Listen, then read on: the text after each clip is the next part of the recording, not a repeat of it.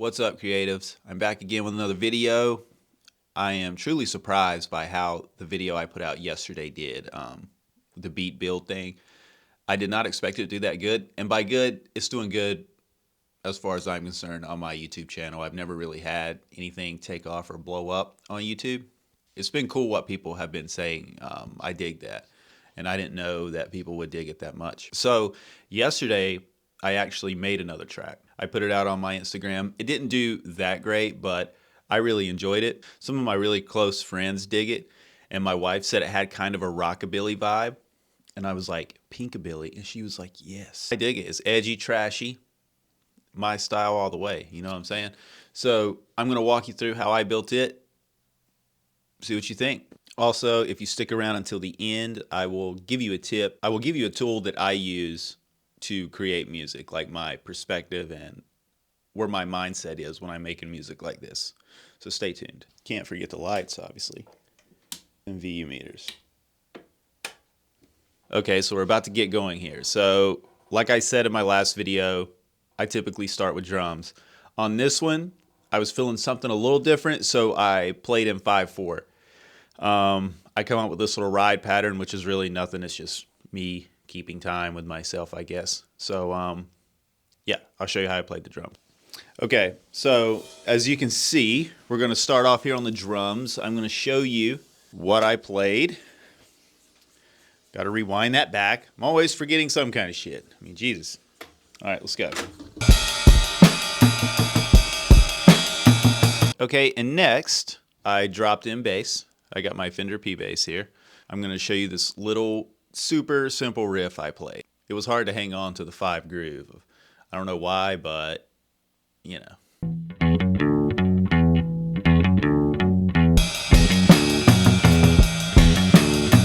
Alrighty, now moving on. The Casio SK1. My friend Carl Fulbright laid this on me. Shout out to him. I don't use it much, but when you need a little cool, vibey sound, it has a couple on there.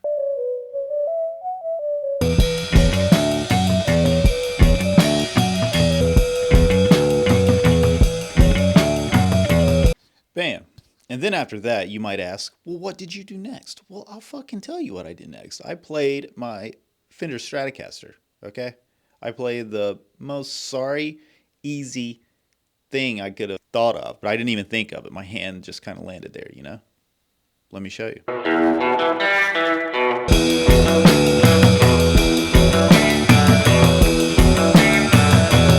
Perhaps it should be noted that I'm running my...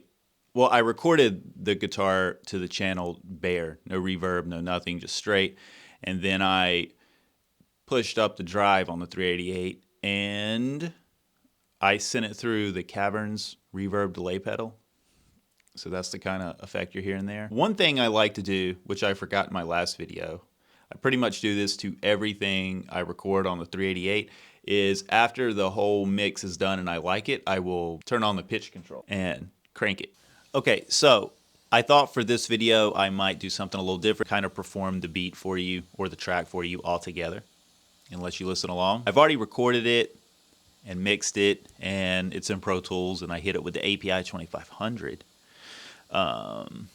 And so it's already done. And it's actually on my SoundCloud if you want to check it out. I have that, I have this track here, which I called Pinkabilly. Here we go. I'm going to perform it for you, see what you think.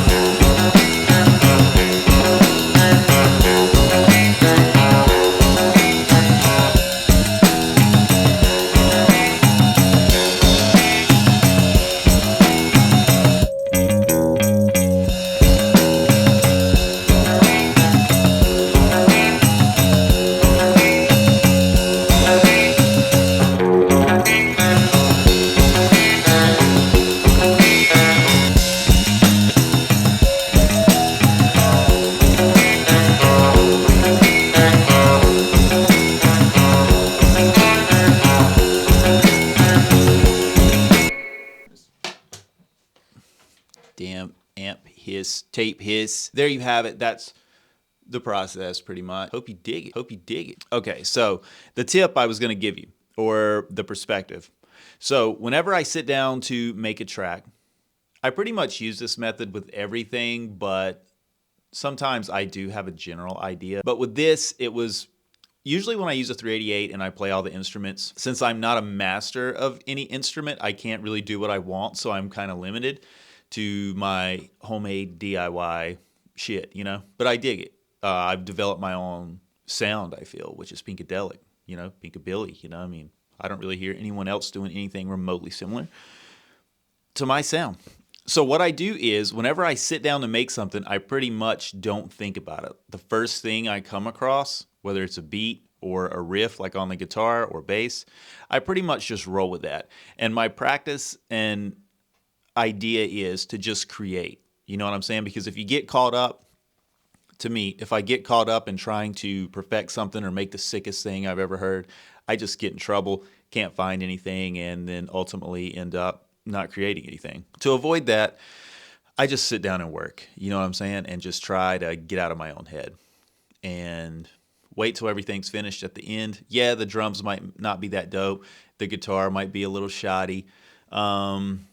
My notes may be off, or my timing on the SK1 here and there. But when it's all together, when it's this big sandwich, you know, it's like, all right, I mean, it kind of works, you know? And it's art, so you can really do what you want and get away with it. You know, I feel like as long as you own it, you know what I mean?